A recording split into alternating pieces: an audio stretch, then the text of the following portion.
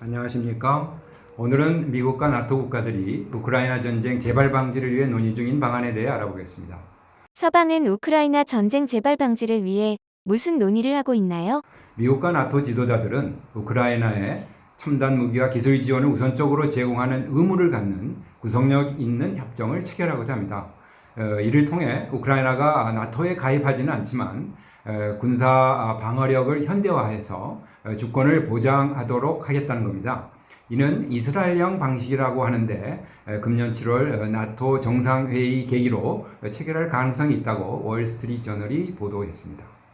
안보 지원 협정의 협의는 언제 시작되었고 과연 현실화될까요? 폴란드 두다 대통령에 따르면 바이든 대통령이 지난 2월 폴란드 방문 시 이러한 방어력 지원 개념에 대해서 상호 논의했다고 합니다.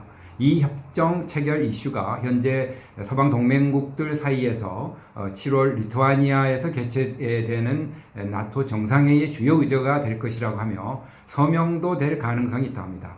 영국, 독일, 프랑스 등 유럽 고위 관리들은 이런 다자협정 틀 안에서 양자 간 군사지원 보장을 제공하는 방안에 대해 원칙적으로 동의한다고 합니다. 따라서 순조롭게 진행되면 이 협정 방안은 미국, 영국, 독일, 프랑스 등이 당사국이 돼서 나토 정상회담 계기에 체결될 수 있을 겁니다. 이미 우크라이나 안보실과 나토 전 사무총장 간에도 이에 대해서 작년 9월부터 협의가 있었다고 합니다. 유사한 사례가 있나요? 이스라엘 사례가 있습니다. 이스라엘은 나토의 회원국은 아니고 따라서 미국은 이스라엘을 군사적으로 원조할 의무는 없습니다.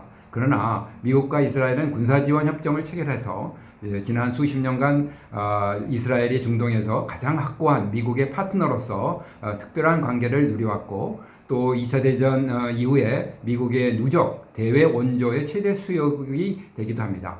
이스라엘은 현재 10년 유효한 협정하에서 2019년부터 28년 사이에 380억 불 상당의 군사 원조를 미국으로부터 제공받고 있습니다. 효과가 있을까요? 우크라이나 군사 지원 협정은 첫째, 러시아에게 전쟁에 대해 시간은 자기 편이라는 시간을 바꿀 수 있습니다. 내년 대선을 앞둔 미국이나 유럽에서 우크라이나 지원을 정치적 부담과 경제적 비용으로 보고 논쟁거리가 될 수 있습니다. 따라서 군사지원 협정을 체결할 경우 우크라이나에 대한 정치적, 군사적 지지 논란을 잠재울 수 있습니다.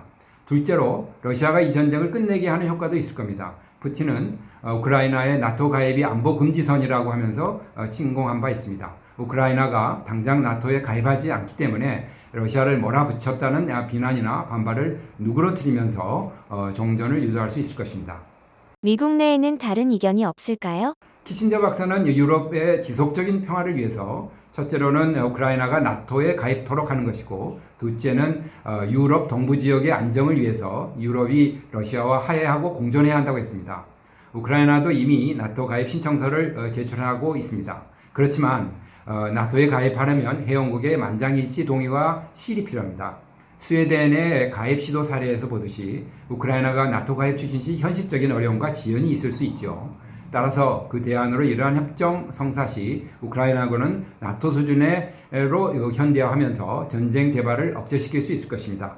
이러한 대외 협정은 미국 경우 상원의 인준이 필요한데 현재 상원에서는 민주당이 한석 우세하고 공화당 상원 의원들도 지지할 가능성이 있습니다.